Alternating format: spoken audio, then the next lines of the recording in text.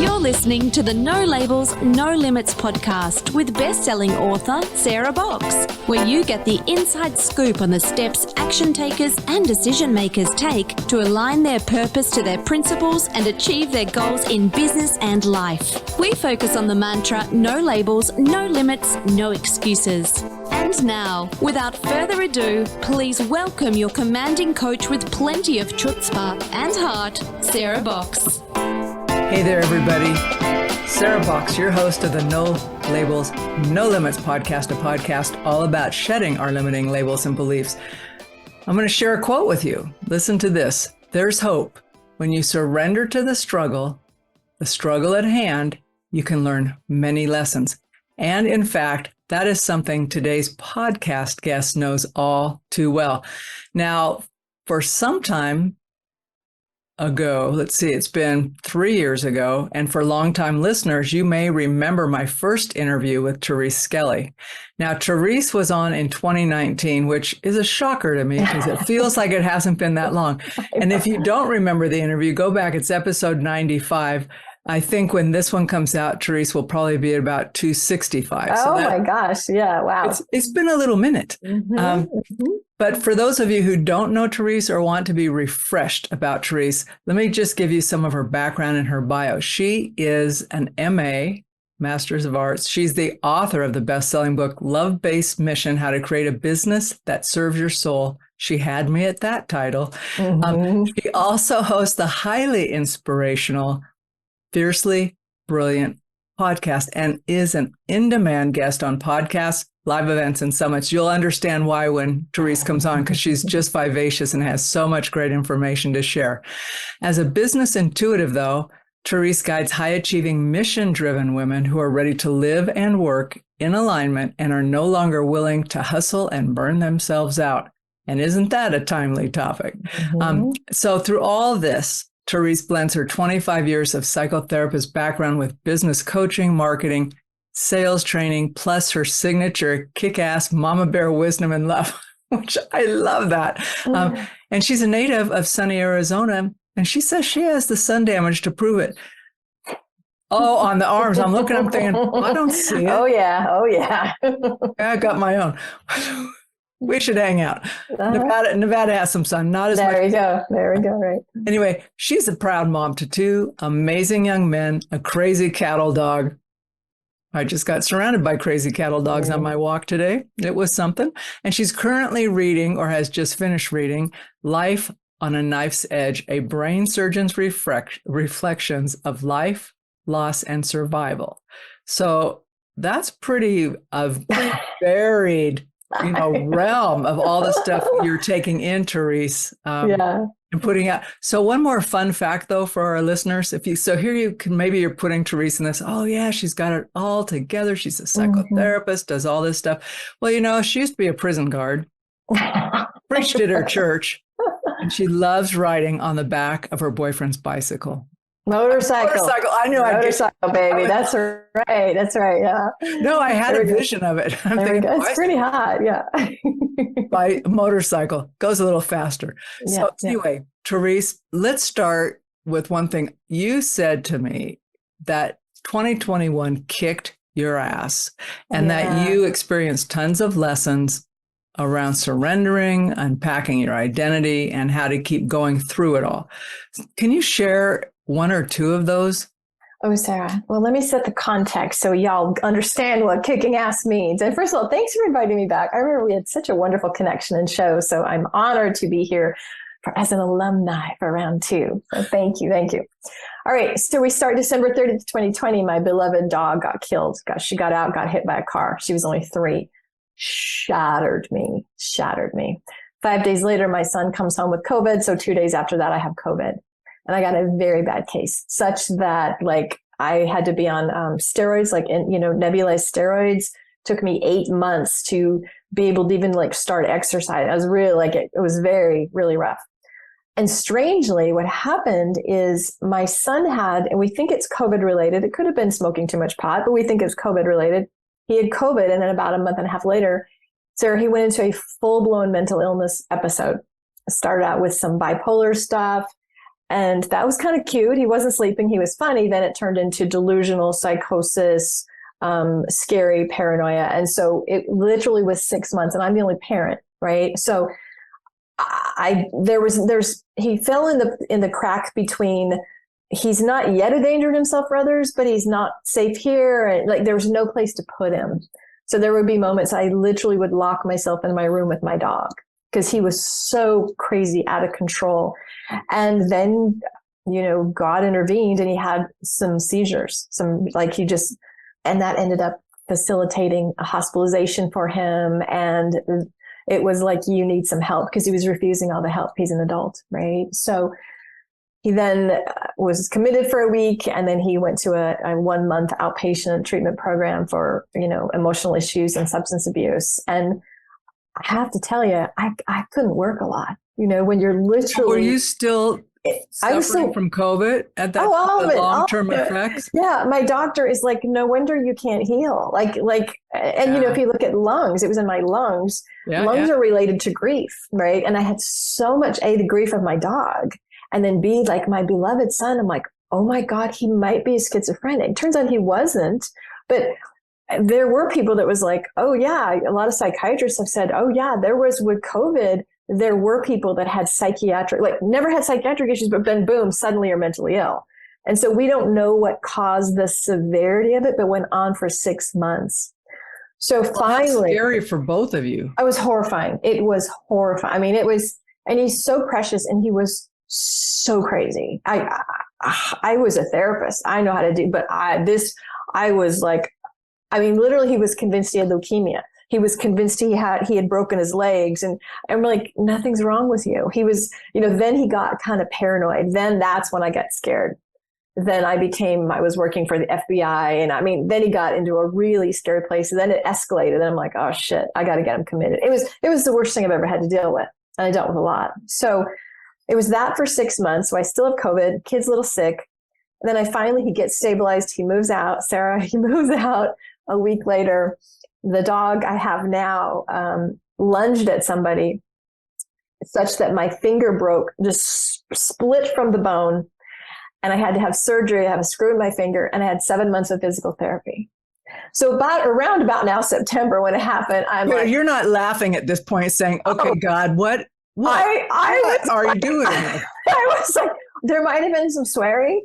It was like, I'm like, how much can I fucking take? Are you kidding me? Like, I finally don't ask that question. Oh, you're right. Yes. There is no more resilience. I've proven that lesson. And so the lesson was, let me tell you a couple lessons.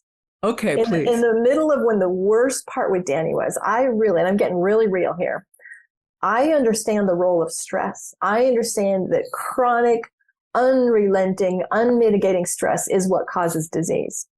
And there was a point when it had gone on with Danny and there was no hope. I couldn't find a place for him. I was just emotionally battered all the time. And I literally reached out to my coach, who's a minister, and I was crying and said, this is going to kill me. And he said, the God in you is bigger than the stuff in your life. Wow. And actually, he said, the God in you is bigger than the shit in your life, which I found delightful. Okay, my minister's swearing at me. Hey, and it took him like 5 times to say that. And that one moment, Sarah, I was like, whoa, maybe I can be bigger than this situation. Maybe I can remember that it's not just me, because I felt so alone in this, so hopeless, so powerless, because nothing was working. And just that one remembrance of like, oh, and then it didn't happen instantly, but eventually then he had the seizure, right? And then that facilitated, he was going here, like everything started changing. So that was a massive lesson, that in the middle of the worst, scariest thing, I had the ability to remember, whoa, there's something bigger than me that can support me here. That was lesson 1. And then the hand got broken, and I'm left-handed. It was wretched, right? It was horrible. I had so much pain and surgery and therapy and all that. And I remember sitting there like, how the hell do I work? How do I market? Because I was seeing a few clients I had, but I had marketing takes energy and creativity and to be available It does. And I'm sitting here, like, it's been 9 months of this unrelenting shit. And I just finally had to say, okay. And I'm literally hearing, because I'm very intuitive, right? I'm hearing, yeah, no, you're not, don't even worry about money. You'll be supported. And you'll come back online in February. And I'm like, wait, did you say February? Like, this is my intuition. I'm like, it's like, okay, that's 5 months. Are you freaking kidding? I was just like, oh, hell, I'm thinking I'll watch Ted Lasso for a season, right? I'm like, okay, give me a few weeks. I was like, no, February. Oh, I was kicking and screaming. I was pissed. And what happened, Sarah, is I realized I had been pretty tied into my identity of a 6-figure business owner, my identity of a helper, my identity of a creator, a marketer, a speaker. And who are you when you sit watching Ted Lasso and you can't use your fucking hand? Like, I was just like, oh God. And so it was deep, deep, deep work of like, can I be valuable just sitting here healing? And it was so important because guess what? The answer is yes. Right. And so what it came to is I'm just love. Just love. Doesn't matter what I do or who I help or what I create or what money flows in or doesn't flow in. I still have value. And that was a massive lesson. So it was literally surrender to what is in front of me and then trust, just trust. And strangely, I had a bunch of money come in. I barely worked, lower income in terms of, what. But you were covered. I was covered. Here's this. I just am like, okay, totally fine. And so it was massive lessons, hard ass year. And my son's doing really well today. I'm very happy to report. Thanks. That was my question. Yeah, he's in Where's AA. Danny at? How's he doing? Sober. He's really doing it.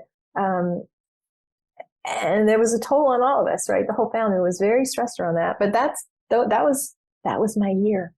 But you know what, Therese? And it's horrible. And I'm not downplaying this. Yeah. I really don't want to minimize how draining, scary, all of that, right? And just being like the grind where you're waking up and you're going, okay, what's going to happen today that I can't foresee, right? I'm doing the best I can. I'm hanging in there, God, but come on now. But had that not happened, where would you be now? Would you be but would you be where you were before? Yeah, that's a great question. So, Sarah, what occurred, so in February, let me back up. So, okay, January, I'm like, okay, it's getting time. I got to restart my business. And that's very humbling, right? When you because I didn't really market for a year. I had a few clients that I served. So now I'm like, holy shit, I've not been in the public view. I'm not relevant. Which may be not true, but when you kind of step back for a year. Trash. No, but you have to, there is some validity to There is. You got to be top of mind. People got to know what you do. And so I had stepped back. So in January, I was talking to her. I said, what do I do? She said, you have to network. And I was like, oh, shoot me in the head. Are you freaking kidding me? Because I'm not a fan of like going to chamber mixers and B&I with plumbers. And I'm being a little playful, but I'm very guarded about my time and I only want to work with certain kinds of people. And I only want to be around with the right energy, right? Not that chambers or B&I are bad for everybody, but for me, there's a certain element that I want to work with. So my friend Michelle's like, you just got to network. And I was so cranky. And I was like, okay, see, for me, Sarah, the word is alignment. It has to be aligned, right? And so I'm like, okay, I'm not going to fight it, but I'm going to wait. It's going to have to fit for you. Exactly. And then it all showed up. I now have this whole new community. And I was a little shaky, right? So I got this idea to do a summit in February. And I invited 5 speakers, and then we had a speaker panel. And I was coming like, hi, I'm sorry, I've been gone for a year. I was not that my confidence, because I'm a badass, I know what I do, but I had been out of it for a while, right? And I did the speaker panel, and I'm like, oh girl, you're back. You haven't lost anything, right? And so it was like, boom. So I'm back. And now I have this whole new community. I'm super networked. I'm really like, everything has changed. The person I am has changed. The how much the work I do it is stunning. And I think had I not had that detour, I would have been on the same path, doing the same thing the same way. And now I've literally just reinvented all the things. I discovered I'm a business intuitive. What? And I know you want to know what that is. I do. So thanks for setting up my next question for me, because. So what is a business intuitive? Well, let me tell you, Miss Sarah. So I used to say I was a psychotherapist, so I know all the psychology and all the things, the mindset. And then I was a business coach, and I had those two together. And a number of years ago, I started knowing that I knew stuff. I could be like, wait, what? They didn't teach me that in therapy school. I have a master's degree. I don't know how to cure curses. What are you talking about? I you know what I mean? So what started happening is my clients would say, yeah, I already know how to market and sell, but can you tell me why my income has dropped? Or can you tell me why I'm blocking myself? And I use a pendulum, right? So I pick up my pendulum and I just get all the information, and it's wild. So the way I use it, here's an example. You come to me and say, here's what I want to create. And I will tune in and like this actually happened recently. Like I'll get an age. I'll say, what happened when you were 7? So my intuition guides to the original, maybe the injury, the wound, the block, where it's stuck. And then we go there to tell a story. And it's either sometimes like a man recently, his older brother committed suicide. So I know as a therapist what that sets up. I know that creates survivor guilt, that creates hopelessness, helpless. How dare I, right? So a lot of healers or energetic people don't understand the psychology, right? And so I use intuition to take me, and then sometimes it's working with the psychology piece, and then other times it's just, oh, that came from a past life, get rid of that. And then we do the business piece. Now we got to implement the business thing. So it's really the blend of the three, but it's using my intuition to move your business forward. It's pretty cool. It is. Well, I just like how it sounds, but also how much it makes sense. So to me, wild. Well, and I literally just week, I'm like, oh hell, because I would be like, yeah, I was therapist, and I'm like, no, stop diminishing that. Like that deep understanding. Yeah, because I think I was therapist, but now I'm intuitive and I understand energy. But when you put the three of them together, it's just stunningly fast. So I'm wondering to what degree that's true for everybody in our lives, right? Like when we start braiding the truth, not the lies about who we think we are, but the truth of it with the current reality and the potential future from knowledge or source or whatever. But like when we're able to connect those without like dirty channels in there, what that would do. Just how my brain was wondering. Do you have thoughts about that? Speak more though, because I need a little bit more to go from. So in thinking about like if someone didn't have a business, right? But it's still the same kind of thing. Oh, all the time. They have a goal or a dream, right? And they're working hard. They've got their head down, working hard or whatever. They're doing everything everybody else has told them to do. And there's that niggling thing in them that something's not right.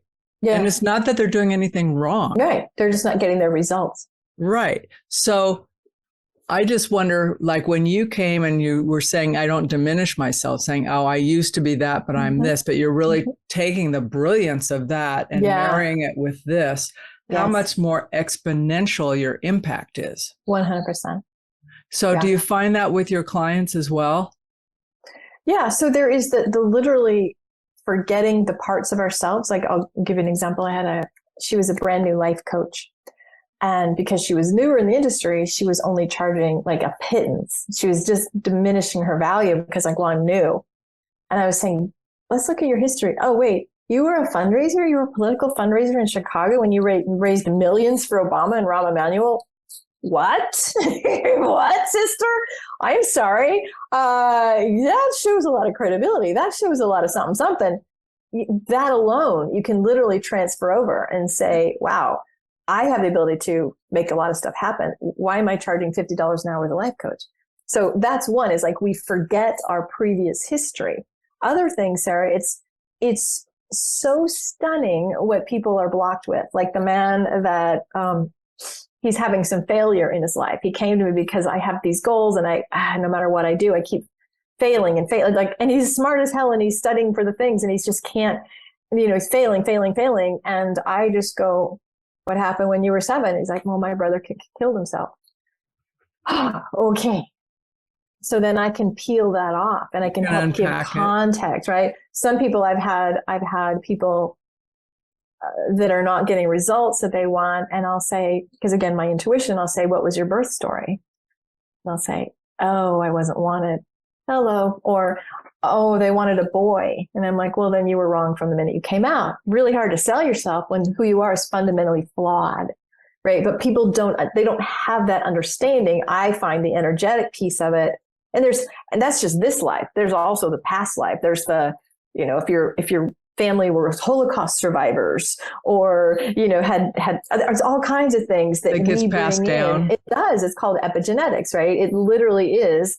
You're carrying very often your grandparents or your family trauma as you bring in the blue eyes and the brown hair. You also bring in, I brought in the famine. I brought in all the stuff for my Irish roots, right? So you have to understand there's so many things influencing you that none of us know. And so we're taught, we'll just work harder, just do more. We're taught more like strategy, hustle. Yeah. And it doesn't work. So. Well, and it leaves you really depleted because either that or you start shaming yourself because you're still not cutting it after all the work 100%. Sorry, that is so well said. Yeah, absolutely. Yeah. Yeah. So let's talk a little bit about how you can help folks. You talk about busting through shame. You talked a little bit now about clearing blocks, but shame's a tricky little bastard. Oh, I hate shame. Yeah, I'm a crusader. So shame is, well, let me just do a little teaching. Guilt is about what you do. Shame is about who you are. So if I show up to your show 10 minutes late, I'm like, God, I'm so sorry, I didn't mean to do that. Or if I accidentally spill coffee on you, I feel horrible, I did that, right? Guilt is the thing that you can make amends. It corrects. It's like, God, I don't want to be that person. I am so sorry for that action that I did. Shame is I walk in the room and go, I'm sorry, I'm here, right? Shame is a great lie. And what happens, and most people don't even understand this, but the way it shows up, and I've been guilty of it. You might have too, right? It's the not enoughness. So therefore you have to prove yourself. Therefore like a lot of women are in this, I have to overgive and undercharge. I have to do so much for you in order to be valued and appreciated, right? So shame is this really insidious thing that makes us basically, it's like on a hamster wheel of, am I good now? And I hear this all the time. Lots of my coaching clients will be like, I need another certification. Well, why? And sometimes it's like, I really want to learn that. Cool. But it's like, well, then I'll be able to sell myself. See, whenever there's I can't do it until, that's shame. So I'm a crusader. I talk about shame all the time. Shame comes from trauma. Shame comes from, hello, they wanted a boy and you're a girl. Well, you're sort of screwed. You can't fix that one, right? It comes from just being in situations where your magnificence wasn't seen and valued and appreciated. And so it affects everything. Okay. Now, what do we do about it? What's our when you identify it, right? Okay. Yeah. So I always say when you have awareness, you have choice. And so I'll give an example. I was on a call earlier today, and one of the women that I was working with is newer. She's been doing the work for 20 years, but she's branching into a new audience. So she's kind of newer. Like she did offline for 20 years. Now she's doing online to entrepreneurs as opposed to her previous market. And she starts by saying, I have tremendous guilt and shame because I'm procrastinating doing my website because I don't know how. And she just literally was like, oh, I'm so stupid. I'm blah, blah, blah, blah. And we're like, dude, how would you know how? You're this kind of a person. You don't know how to do messaging. You're like, why would you think? But instead of saying, hark, this is kind of new. Maybe I'll get some help with that. Because this is not my lane and there's no way I can write my own website. Because she was an only child and she was raised that nobody's there for her and nobody can help her. And so she was, so what I do with her is, okay, number one, what's your story? Something's wrong with me because is that true? You always challenge it. Is that true? And then find the little younger part of you, find the little wounded soul at age 5, 6, 7, 8, 10, who figured out, God, if I can't figure it out, I'm wrong and bad and stupid, all the things. And you just, as an adult, you just love it. Like you just bring it to her and just go, oh, that's not true. I gotcha. And Therese will help you with your messaging. You know what I mean? So you don't just let the shaming thoughts permeate. Like you have to catch them and say, oh, interesting. There's a part of me that's beating myself up. There's a part of me that doesn't feel good enough. And I always say there's a part of me, not I am bad. It's like, interesting. There's that little part of you again. Just like if my dog started barking, I'd go, shh, I got it. Stop. We're okay. Right. And that's what you do. But you have to notice it, because most people just think that's the truth. And it's like drinking poison all day slowly. Well, and you don't, I think it's insidious. Like I love listening to people speak, right? Yeah, what they say. Yeah. And if I don't know them, I won't butt in. But if they're clients, I do, and I get permission. You have permission, right? Of course. Yeah. I have my permission. Basically, It's like, hey, I have rules. You don't get to name call yourself. And if you do, I will call you on it. You yes. You don't get to beat up on you, because there's a little you that's getting beat up on. Exactly. And that's a no-go, and well, and I said, I will have your back. There's no bullying of you in this call. You. That's magnificent. Well, you know what? That was just intuition, because I was thinking, man, this is a really strong person, and they're used to being the protector of other people, right? And I'm thinking, no, you got to let that down right now. I got your back, and you can't beat up on yourself. I love that. But well, it's self-learned, right? It's like, okay, you've got to stop your own crud, Sarah. And it's when you start, like you're saying, being aware and going, wait a minute, that was kind of diminishing or self-deprecating. Yeah, it's like, absolutely. Yeah. I have a beautiful relationship with my boyfriend, and something will happen, right? He won't text me or whatever. In the beginning, I'd be like, oh my God, he's doing it again. Another man that doesn't want me. I would overreact from my trauma. And of course, when you bring it up to somebody, they don't really, they're like, what the fuck are you talking about? I just was busy. Right. And so I do get it. Yeah. And an indicator is if it's an overreaction, right? If you can't stop the thinking, if you keep going over and over, or if it's like, wow, I'm 60 years old and I feel like 10, if you have a chronological, if you regress, ding, ding, ding, ding, that's a sign. And so had tremendous healing, and I have a beautifully happy, healthy relationship, because I work on myself. When I get triggered, I'm like, okay, there's that part. And I might say to him, I don't have to do it today because we're really good, but I'll say, there's a part of me that's feeling really, really rejected right now. I know you're not trying to do that. I just got to tell you, like, my wounded little kid's going crazy. Yeah. He would look at, he's a farm boy from North Dakota. He looks at me like, all right, alien, weirdo. Weirdo. I hear that often. Yeah. Huh. Okay. I'm okay. I wear it with pride. Oh, girl, 100%. It's like, I know I'm a weirdo, but I'm your weirdo. Yeah, so exactly. I say the same thing. Yeah. But there's that part, like the more quickly. Yeah. I'll speak for myself, but the more you practice the awareness, the quicker you see it, right? And with that reaction, like, where is it in my body? Yes. And my big win is when I shut my mouth and say nothing until I process it first, and not out loud, because I might be thinking it's this when it's this. Exactly. And my personality is, I don't like to have to back up and clean up a mess I didn't even need to make until I process. Here's the thing. It's about, are you reacting or responding? Yeah, right. And that is the difference. Reactivity is, as opposed to, hold on, a response is measured. You're in your grown-up state, right? You're grown. Here's the difference. You have all your resources versus, I'm little and you abandoned me, right? So I'm laughing because it's so human. Oh my gosh. Common, right? We've all done it, right? Yeah. Right. And do it, right? You can be super exhausted and then it's like, boom. Yes, boom, we slip, boom. Right? Okay, this is what I want to ask you. This is a left turn on you. What is a Mama T attitude?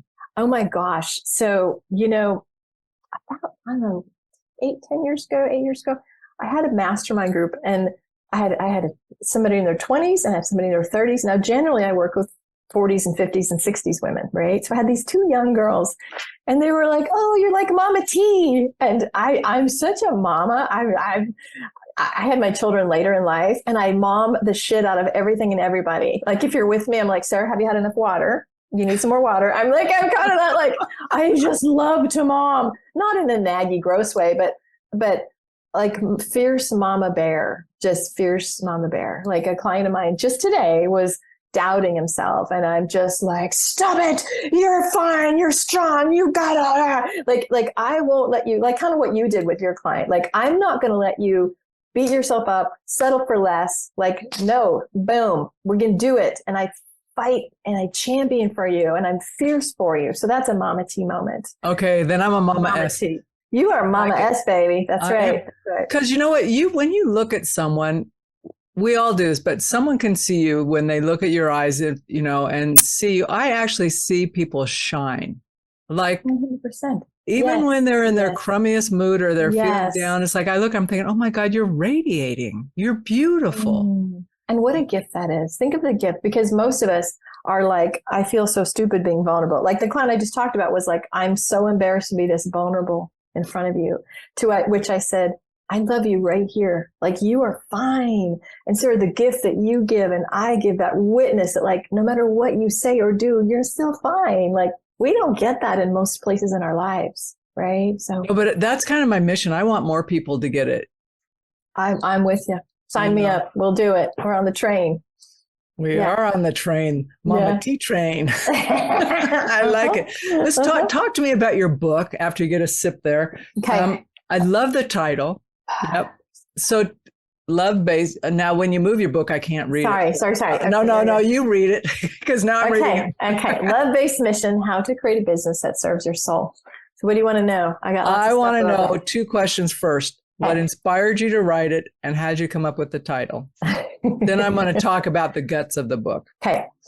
So a little bit of a longer story. My friend has a publishing company, and she said, I'm creating a love-based series, right? So she had love-based copywriting, love-based goal setting, love-based, do you want to write a book in my series? I said, okay. I started writing, and then my mom died suddenly. So I'm like, crap. Okay. So put it away. And then I started writing, and then my ex-husband died, my kid's dad died suddenly. Put it away. So finally, like about 5 years ago, I start writing, and I needed 22,000 words. And the title then was something about business as a spiritual path or something like that. That was the title. So I do my 22,000 words, and I'm like, oh, 22,000 words. I got to get some grabbing blog posts, and I'm writing, and I'm just 22,000 words. And I turned it in, and it sucked. I saw the red line, all the edits, and I'm like, oh God. And I couldn't handle it. I'm like, I'm out. And I don't have a fragile ego.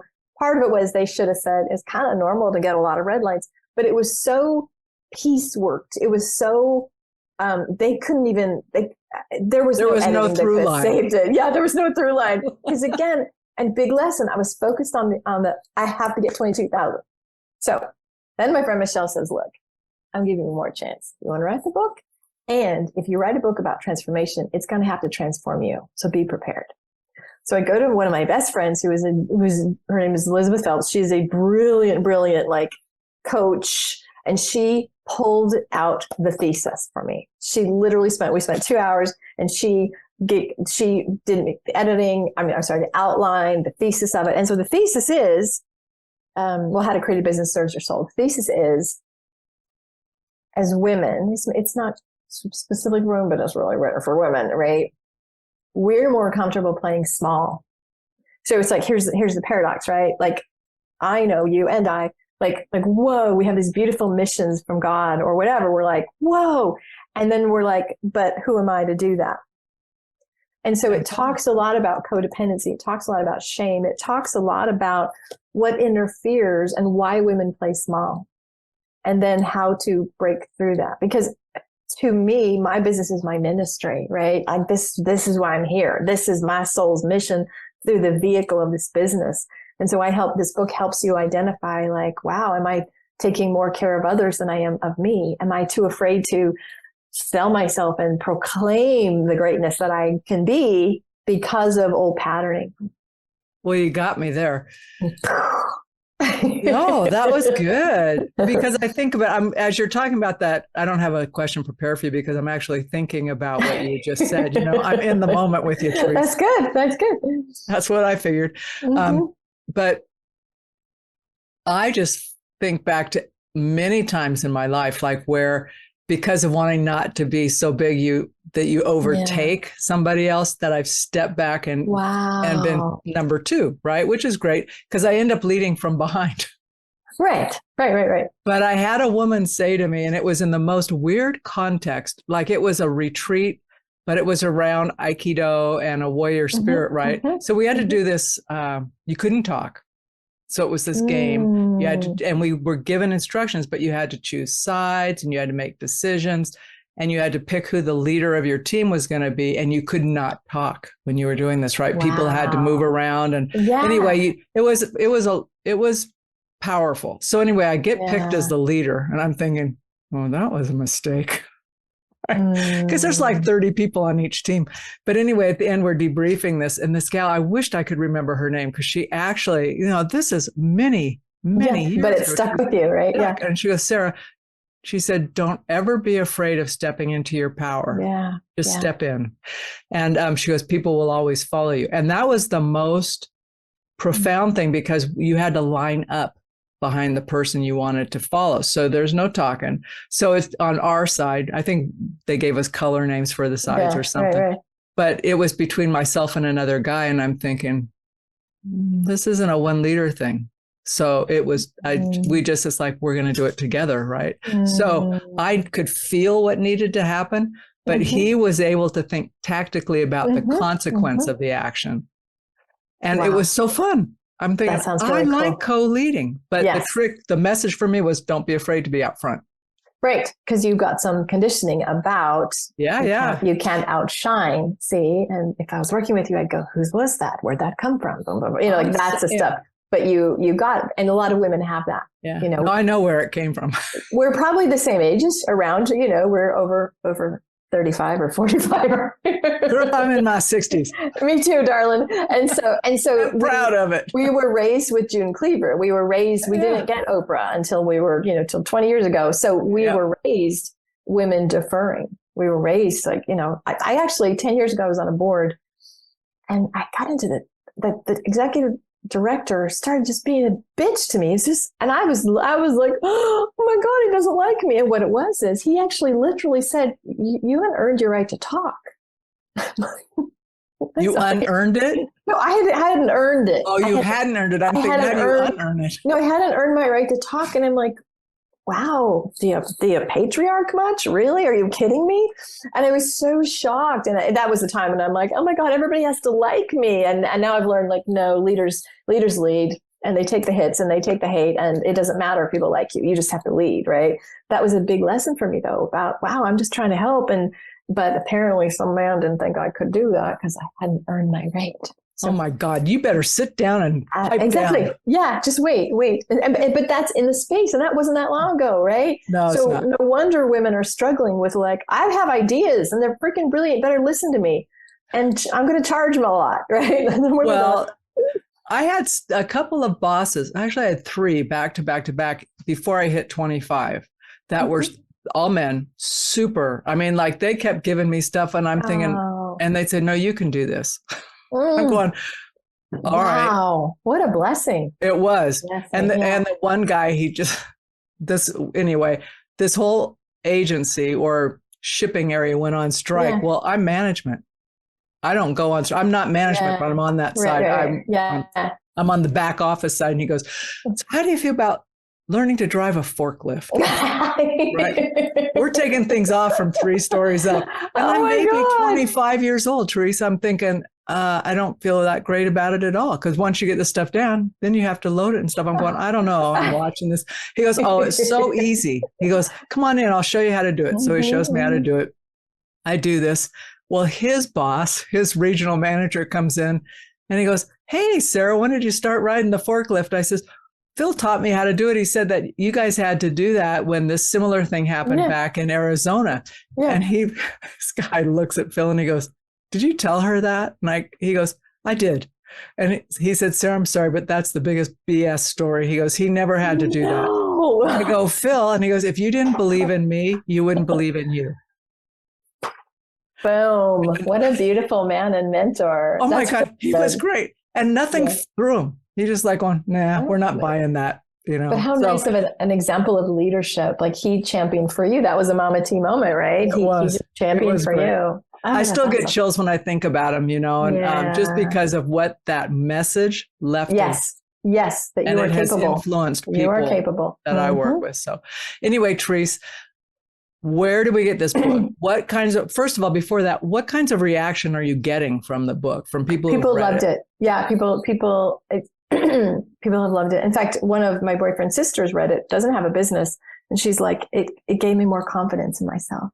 Yeah. Right. So you don't have to have a business. It's basically a book about how do you show up the best version of you. You could be in a relationship, but it is written for women in business because I think business stretches us like business, it pushes all the edges. So I'm getting really good feedback from it. Yeah. Oh, cool. Well, I'm looking forward to grabbing a copy. Thank you. I get myself in trouble because now my Kindle, it's like thick of backlog, but I really get some great books. Yeah, I bet. I love being on the podcast. I meet so many great people. Right. So Therese, here we are in our over 50s. Yes. I want you to put yourself out into your 80s. Okay. And I want you to look back at yourself right now and give yourself some props about where you are in the 80s. Like just saying, hey, Therese, you have no idea what's happening. Well, one of the things I'm really proud of right now, actually, Sarah, is that I'm in very good shape. Like I'm way healthier than my 20-year-old sons. And so my 80-year-old self would be like, you did it. Like longevity is really important. And vitality is the most important thing. And so my 80-year-old self is like, girl, look at you. Like you're one of the strongest women in Pilates. Yeah, girl. And that I have this spunky, fun, playful spirit and that I loved well. I loved very well. So that's what my 80-year-old would say. Cool. Well, and at 80, I'm sure she wouldn't put it in past tense because you're still doing it. There we go. Exactly. I thought I had to look back to my, yes. You do have to look back, but you're basically celebrating because 100%. Celebrating that, you brought yourself to 80. That's the plan. Living well, baby. Okay. Parting words of wisdom from you as we head out today. What do you want to leave our readers with in this moment? I want you to hear that if you have a desire to do something, the way has to be there.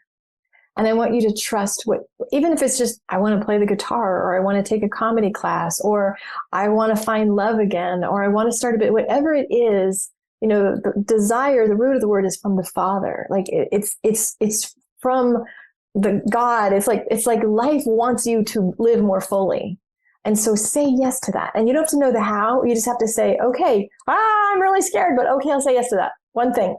And then the next step and the next step and the next step. And just keep taking the next steps, because that's what makes life rich.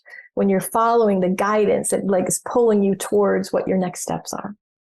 Okay, No Labels, No Limits podcast listeners. That is where we're leaving this show. Boom. As you know, yeah, boom is right. Mic drop. Well, I've been talking a lot today. Yeah. Mic drop. Anyway, thanks, Therese, for being back on 3 years after the first one. Let's not let 3 years go again. Absolutely. This has been delightful. Blessings, everybody. You've been listening to the No Labels, No Limits podcast with best-selling author, change agent, and strategic vision coach, Sarah Box. You can grab the show notes and find out how to work with Sarah at sarahbox.com/No Labels, No Limits podcast. We'd love this podcast to reach as many people as possible. So please remember to rate, leave a 5-star review, and share the podcast with someone you think would get value from this conversation. Until next time, keep taking those daily action steps to align your purpose to your principles and achieve your goals in business and life.